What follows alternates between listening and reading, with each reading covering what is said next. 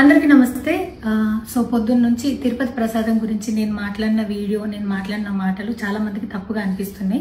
So explanation ఇచ్చే ముందే ఆ మాటలకు ఎవరన్నా హట్ అయి ఉంటే డెఫినెట్గా సారీ చెప్తున్నాను. అండ్ నన్ను రెగ్యులర్గా ఫాలో అయ్యేటోళ్లకు నాకు వెంకటేశ్వర స్వామి ఎంత ఇష్టమో తెలుసు.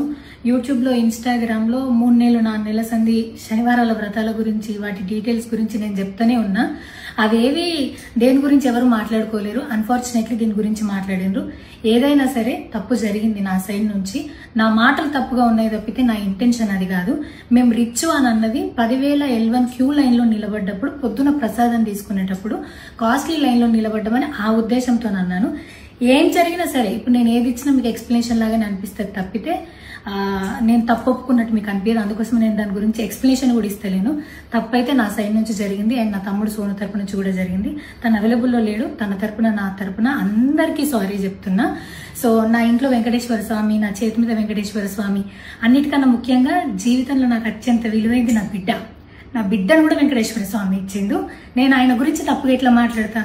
అస్సలు ఆయన గురించి తప్పుగా మాట్లాడా. ఆయన గురించే కాదు, నన్ను రెగ్యులర్గా ఫాలో అయ్యేటోళ్లకు నేను అన్ని మతాల దేవులను మొక్కుతా, అందరి దేవులను మొక్కుతా.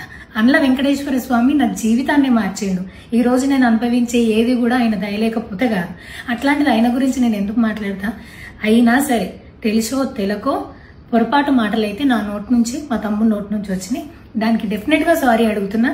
ఇదేదో యూట్యూబ్ ఛానల్ ఏమంటారు వీడియోస్ పెట్టి కేసులు పెడతా అన్నందుకు కాదు, నాకు కూడా అనిపించింది అయ్యో అట్లా మాట్లాడి ఉండకూడదని, అందుకోసం పెడుతున్నాను తప్పితే ఇంకొక ఉద్దేశం అయితే ఏమీ లేదు.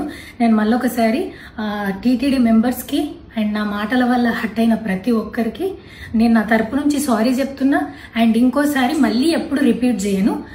సో నా సారీని యాక్సెప్ట్ చేయండి. నన్ను రెగ్యులర్గా ఫాలో అయ్యేటోళ్లకు నాకు వెంకటేశ్వర స్వామి అంటే ఎంత ఇష్టమో తెలుసు కాబట్టి వాళ్ళందరూ నన్ను నమ్ముతున్నారని కోరుకుంటున్నా. మళ్ళొకసారి ఎక్స్ప్లెనేషన్ కాదు, సారీ చెప్పినంత మాత్రాన తప్పు ఒప్పైపోతుందని కూడా కాదు.